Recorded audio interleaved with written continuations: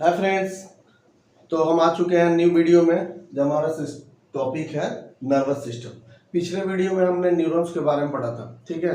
तो इससे आगे देखते हैं, ठीक है। हमारा जो टॉपिक है नर्वस सिस्टम, तो नर्वस सिस्टम किससे बना हुआ है? न्यूरॉन्स से मिलकर बना हुआ है, ठीक है। और न्यूरॉन्स की संख्या कितने मिलियन और बिलियन में होती है, ठीक है। तो पूरा का पूरा जो नर्वस सिस्टम है ये करीबन 135 न्यूरॉन्स बिलियन से बना हुआ है, यानी 135 बिलियन जो है वो ये न्यूरॉन से बना हुआ है। तो अब ये जो न्यूरॉन्स है ये अलग अलग भागों में बटे हुए हैं, ठीक है। तो एक को बोलते हैं सीएनएस। तो पूरा जो नर्वस सिस्टम है दो भागों में बट गया है, ये सीएनएस, ठीक है, और ये पीएनएस। तो सीएनएस का फुल फॉर्म होता है सेंट्रल नर्वस सिस्टम, ठीक है। और पीएनएस का फुल फॉर्म होता है ये वॉलेंट्री क्या, पीएनएस का फुल फॉर्म होता है पेरिफेरल नर्वस सिस्टम। तो पेरीफेरी बायोलॉजिकल टर्म में पेरीफेरी का मतलब होता है साइड, ठीक है, पेरीफेरी नर्वस सिस्टम। तो यहाँ पे देख सकते हैं कि ये जो 135 न्यूरॉन्स जो बिलियन न्यूरॉन्स है, इसमें 120 जो है न्यूरॉन्स है, 120 बिलियन जो न्यूरॉन है वो केवल सीएनएस में इन्वॉल्व है, शामिल है, ठीक है।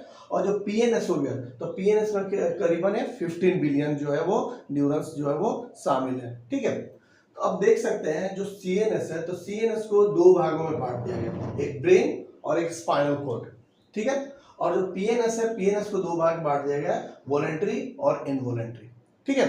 तो अब इसके बारे में हम लोग बारी बारी से पढ़ते हैं। ये जो इमेज देख सकते हैं कि ये क्या है, ये जो सीएनएस, तो सीएनएस हो गया। यहाँ पे ये जो फोटो है, हमारा जो खोपड़ी है, स्कल है, ये क्या हो गया हमारा, इसमें स्कल में ब्रेन हो गया।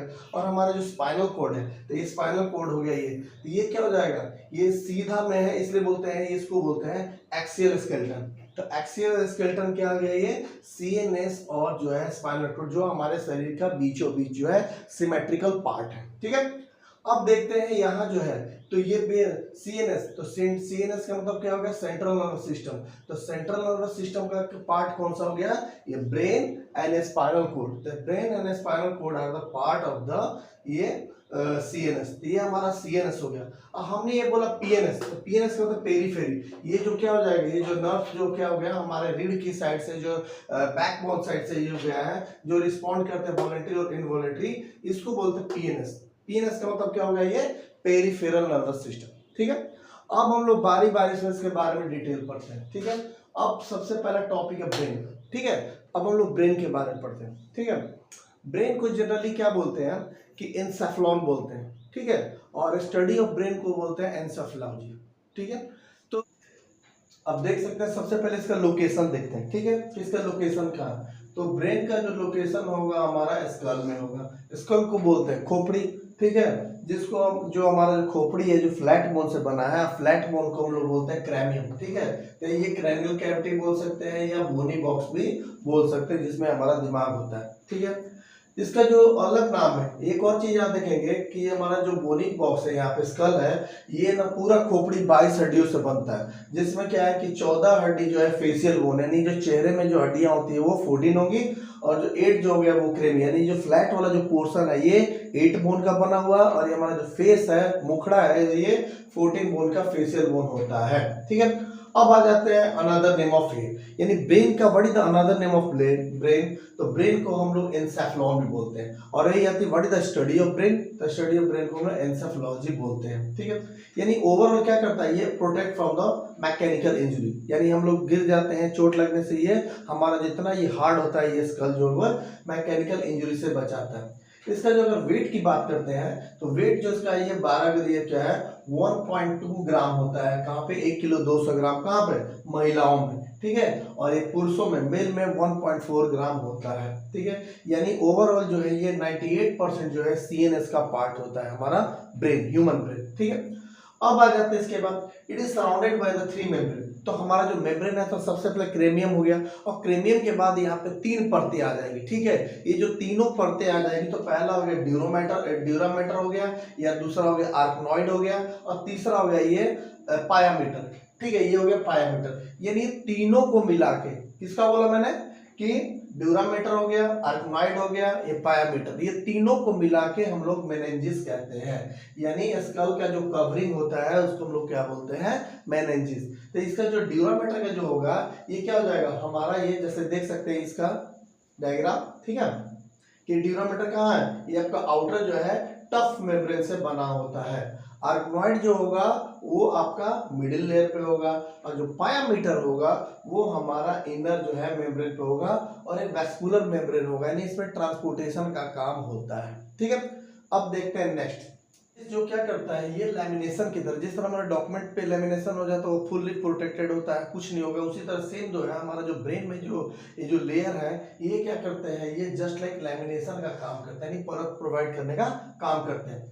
तो ये क्या करता है, अब इसी के बीच में ये मान लीजिए कि जो हमारा जो ब्रेन का जो ऊपर वाला जो पार्ट है यहाँ पे, ठीक है, तो ये जो बीच बीच में जो गैप होगा उस गैप से वो जो फ्लूइड भरा जाएगा उस फ्लूइड को बोलते हैं सेरिब्रोस्पाइनल फ्लूइड। ठीक है, सेरिब्रोस्पाइनल फ्लूइड जो है हमारे मेनिंजेस के, यानी कि हमारा जो नर्व सेल है, जो ब्रेन है, तो ब्रेन का 3 लेयर हो गया, और उस 3 लेयर के ऊपर जो बीच बीच में जो गैप होगा उस गैप को भरने के लिए हमारा सेरिब्रोस्पाइनल फ्लूइड काम करेगा, जो क्या करता है, मैकेनिकल इंजरी से प्रोटेक्ट करता है। ठीक है, अब आगे देखते हैं इसके पार्ट्स फोर ब्रेन के बाद। ठीक है, तो हमारा जो फोर ब्रेन हो गया, मिड ब्रेन हो गया, हिंड ब्रेन, एक एक करके इसके बारे में देख लेते हैं। अब आ जाते हैं हम लोग फोर ब्रेन के बारे में। सो हम देखते हैं फोर ब्रेन के बारे में। ठीक है, तो फोर ब्रेन के क्या बारे में बताया कि it is the main thinking part, सबसे सोचने वाला जो काम यही करता है। ये 3 भाग में बटा हुआ है, cerebrum, thalamus and the hypothalamus. तो ये बारी बारी से हम तीनों के बारे में पढ़ते हैं। तो सबसे पहले आते हैं हम लोग सेरिब्रम के बारे में। तो सेरिब्रम जो है वो most complex and the largest part of the brain, दिमाग का सबसे बड़ा पार्ट क्या है, ये सेरिब्रम है। ठीक है, तो ये जो सेरिब्रम है तो ये क्या है कि ये जो ऊपर का जो टॉप लेयर है कि ये 2 भाग में बट गया। ठीक है, लेफ्ट हेमिस्फीयर और जो राइट हेमिस्फीयर, तो यही जो है सेरिब्रम 2 भाग में बट गया। ठीक है, कि लेफ्ट हेमिस्फीयर और राइट हेमिस्फीयर। ठीक है, तो अब यहाँ पे क्या बोलते हैं, इसमें अपने जो छोटे छोटे आप लोग देख सकते हैं यहाँ पे ये स्ट्रक्चर। ठीक है, इसमें जो क्या नाम है, अखरोट की तरह जो स्ट्रक्चर है यहाँ पे, ये सब क्या है, ये बीच में जो ऊपर का जो लेयर है, ठीक है, सेरिब्रम के ऊपरी लेयर को हम लोग बोलते हैं कॉर्टेक्स। तो कॉर्टेक्स या इसको बोलते हैं सेरिब्रल कॉर्टेक्स। ठीक है, और ये जो सेरिब्रल कॉर्टेक्स है हमारा, जो लेफ्ट और राइट हमारा सेरिब्रल है, ठीक है, ये दोनों को जुड़ा हुआ है, का जो लेयर है वो कार्पस है, सेरिब्रल कॉर्टेक्स। ठीक है, और कार्पस क्या है, बंडल ऑफ एक्सन, जो हमने नेक्स्ट वीडियो पिछले वीडियो में क्या हो जाएगा, बंडल ऑफ एक्सन को कार्पस, एक हो गया क्या हो गया, और लेफ्ट साइड जो है हमारे सेरिब्रम के लेफ्ट वाला है पूरे बॉडी को जोड़ के रखता है, राइट वाला है वो लेफ्ट से। एक और चीज देखिए, ठीक है, मतलब सेरिब्रम के बीच 2 भाग में लेफ्ट और राइट। ठीक है, जो राइट वाला ये का राइट बना हुआ है, राइट वाला जो है ये स्क्वायर है। ठीक है, हमारा जो सारा बॉडी है ये किस लेफ्ट वाले को कंट्रोल कर रहा है, लेफ्ट वाला जो है ये सारा का सारा ये राइट वाले को कंट्रोल करता है। ये लिखा है right hemisphere control left portion of the body and the left hemisphere control the right side of the body. It is the region of the various, तो चूंकि काम बड़ा है, ये स्ट्रक्चर बड़ा है तो काम भी बड़ा है, तो इसका क्या क्या काम है, ये वेरियस एक्टिविटी, जैसे कि थिंकिंग, सोचने का काम, मेमोराइजिंग का, रीजनिंग का, लर्निंग का, प्रेसिपिटेशन ऑफ पेन। ठीक है, यानी दर्द निवारक, कोई दर्द फीलिंग होता है ये भी बताएगा, और फीलिंग ऑफ लव, किसी से प्यार हो गया, किसी से नफरत हो गया। ठीक है, ये उसके बाद कॉन्शियसनेस हो गया, टेम्परेचर हो गया, सेंसेशन ऑफ साइट हो गया, सेंसेशन ऑफ स्मेल हो गया। ठीक है, उसके बाद क्या हो जाएगा, it control the sensory motor, हमारे जो नर्व्स है तीनों, सेंसरी नर्व, मोटर नर्व और रिले नर्व्स भी इसी से कंसर्न है। ठीक है, तो ये हो गया हमारा सेरिब्रम। ठीक है, अब नेक्स्ट पढ़ते हैं हम लोग थैलेमस के बारे में। तो देख सकते हैं थैलेमस के बारे में पढ़ते हैं। ठीक है, कि it is the present at the centre of the fore brain, ये फोर ब्रेन के बीचों बीच जो है ये थैलेमस हमारा मौजूद है। All sensory information that reaches the cerebral hemisphere, ठीक है, जितने भी इंफॉर्मेशन जो पहुंचते हैं सेरिब्रल हेमिस्फीयर के पास, ये क्या है कि पास है थ्रू द थैलेमस, ये थैलेमस के पास से ही होके गुजरते हैं। इट रिकॉग्नाइजेस, इसका क्या काम है भाई, सेंसरी इंपल्स, जो भी हमारा जो सेंसेशन जाएगा सेंसरी इंपल्स क्या है यही बताएगा। उसके जैसे कि हीट का हो गया, कोल्ड का हो गया, पेन का हो गया, लाइट हो गया, और जो प्रेशर जो फील करेंगे हमारे ये थैलेमस करेगा। उसके बाद नेक्स्ट आ जाता है हाइपो, हाइपो का मतलब है नीचे। ठीक है, तो ये क्या है, is the smallest region below the thalamus, तो बिलो द थैलमस इसीलिए इसका नाम है हाइपोथैलमस, ठीक है। इट कंट्रोल फूड इंटेक, ये क्या हो जाएगा, जो भोजन खाते हैं, भोजन में जो इंटरेस्ट आता है इसी वजह से आता है। थ्रस्ट, जो प्यास वगैरह हो गया, ये जो बॉडी में जितने भी हार्मोन सीक्रेशन होता है, तो हार्मोन सीक्रेशन कौन करता है, पिट्यूटरी ग्लैंड, जो हमारा जो मास्टर ग्लैंड भी कहते हैं, ठीक है। तो पूरे शरीर में जो हार्मोनल सीक्रेशन है, बंटवारा होगा, इसमें भी हमारा ये हाइपोथैलेमस का हाथ होगा। उसके बाद it control the sleeping pattern, हम लोग जो सोते हैं, हम आगे पढ़ेंगे हम लोग ग्लैंड चैप्टर में, ठीक है, जो मेलाटोनिन जो रिलीज होगा, ठीक है, जो स्लीप पैटर्न हो गया, या कभी कभी हम टेंशन में आते हैं, स्ट्रेस में आते हैं, ठीक है, तो स्लीपिंग पैटर्न और स्ट्रेस से भी हाइपोथैलेमस ही हमारा रिलेटेड है, ठीक है। ये हो गया फोर ब्रेन। अब हम लोग पढ़ते हैं मिड ब्रेन के बारे में। सो अब देखते हैं मिड ब्रेन के बारे में, ठीक है। तो मिड ब्रेन जैसे कि बीच में है, तो it is basically connect the fore brain and the hind brain. तो ये क्या करता है, जनरली ये फोर ब्रेन और हिंड ब्रेन, ये आगे वाले और पीछे वाले को जोड़ने का काम करता है, ठीक है। It control the movement of the eyes, हमारी जो आंखें जो है ग्लिटरिंग होती हैं, ठीक है, तो ये आंखों का मूवमेंट कंट्रोल करता है। ऑडियो विजुअल प्रोसेसिंग, जो हम लोग सुनते हैं, किसी के मुंह देखकर, होंठ देखकर क्या है, किसी पे हम रिस्पॉन्स करते हैं, ये किसकी वजह से, हमें मिड ब्रेन की वजह से, ठीक है। उसके बाद आ जाता है हिंड ब्रेन। तो हिंड का मतलब है पीछे, तो दिमाग के पीछे साइड वाला। तो इसका जो हिंड ब्रेन है, ये क्या है, ये सेरिबेलम से बना हुआ, पॉन्स से बना हुआ, मेडुला, यानी ये तीन चीजों से मिलके हिंड ब्रेन बना हुआ है, ठीक है। तो जो सेरिबेलम को हम लोग लिटिल ब्रेन भी कहते हैं। तो ध्यान देने वाली एक बात है कि जब भी हम लोग जो ब्रेन चैप्टर पढ़ते हैं, तो सेरिब्रम और सेरिबेलम में कंफ्यूजन हो जाता है, ठीक है। तो बी से बड़ा, ब से ब्रम, ठीक है, सेरिब्रम। तो सेरिब्रम जो होगा लार्जेस्ट पार्ट हो जाएगा, और सेरिबेलम जो हो जाएगा वो हमारा छोटा पार्ट हो जाएगा, इसलिए इसको हम लिटिल ब्रेन के नाम से भी जानते हैं, ठीक है।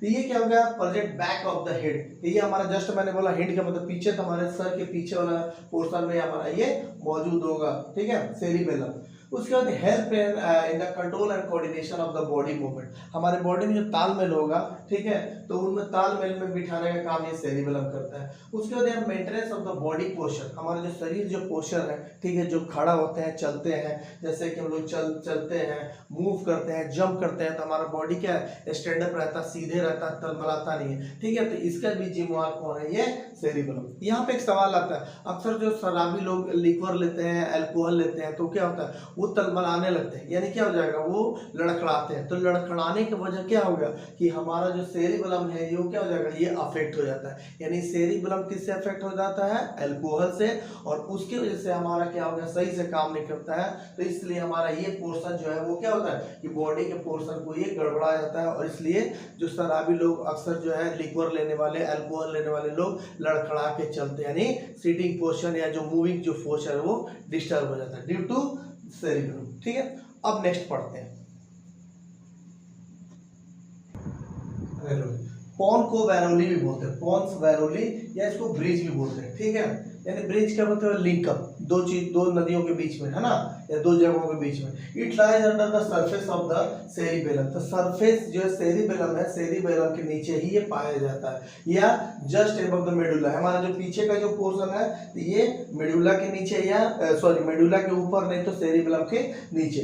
It act as the bridge, तो ये ब्रिज की तरह काम करता है। It carries all the sensory and the motor nerve, जो भी सेंसरी नर्व या जो मोटर नर्व है, और जो ब्रेन और स्पाइनल कोड के बीच में मैसेज ट्रांसफर हो रहा है, इसके बीच ये लिंकअप का काम करते हैं, ठीक है, मैसेज ट्रांसफर करने का काम करते हैं। उसके बाद आ जाता है मेडुला ऑब्लांगेटा लास्ट, ठीक है। तो जो posterior part, posterior anterior, anterior होता है ऐसे, एंटीरियर ऐसे आगे, पोस्टीरियर होता है पीछे, तो ये जो है ये पार्ट है, पेडुला जो है वो पोस्टीरियर पार्ट है ब्रेन का, ठीक है। इसीलिए इसको ब्रेन स्टेम के नाम से भी जाना जाता है, जो हमारा सेंटर ऑफ रिस्पायरेशन होता है। बहुत इंपॉर्टेंट आता है सवाल कभी कभी, ठीक है, कि सेंटर ऑफ रिस्पायरेशन किसे कहा जाता है, तो ये ब्रेन स्टेम को कहा जाता है, जो हमारा मेडुला में लोकेटेड होता है। इट कंट्रोल्स ऑल बीट, इसका काम क्या भाई, कि जो भी इनवॉलंटरी एक्टिविटी है, जैसे स्वेलिंग, हम खाना खाते हैं निगलते हैं, या पेरिस्टालिसिस जो मूवमेंट होता है, हमारा जो एलिमेंट्री कैनल में जो जाता है, भोजन खाते हैं, ठीक है, या जो हमारा जो हार्ट बीट है, या जो हमारा जो ब्रीथिंग रेट है, तो ये कंट्रोल करता है। और उसके बाद लास्ट जो है मिड ब्रेन और जो फोर ब्रेन जो होते हैं, जब भी वो ट्रैवल करेंगे तो क्या हो जाएगा, मेडुला से होकर ही पार करेंगे, ठीक है। इसके बारे में क्या होगा, ये हमारा हो गया ब्रेन चैप्टर। एक जो लास्ट को एक फैक्ट बता देते हैं यहाँ पे, ठीक है, एक फैक्ट बता देते हैं ब्रेन के बारे में, इसके बाद हमारा टॉपिक खत्म हो जाएगा।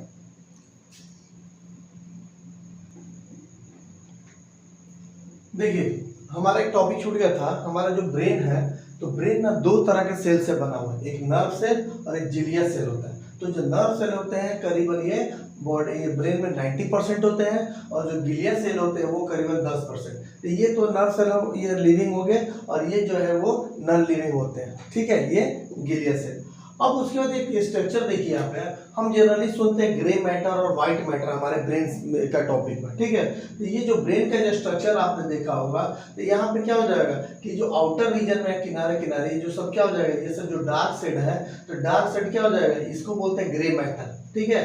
और ये जो खाली वाला है जहाँ पे ये ग्रे नहीं है, तो उसको बोलते हैं व्हाइट मैटर, ठीक है। तो ग्रे मैटर और व्हाइट मैटर में समझते हैं कि ग्रे मैटर क्या करता है। तो जो ग्रे मैटर करता है ये it regulate the message and regulate outgoing information, यानी बाहर जो भी खबरें देने वाले होंगी वो कौन देगा, ये ग्रे मैटर होगा।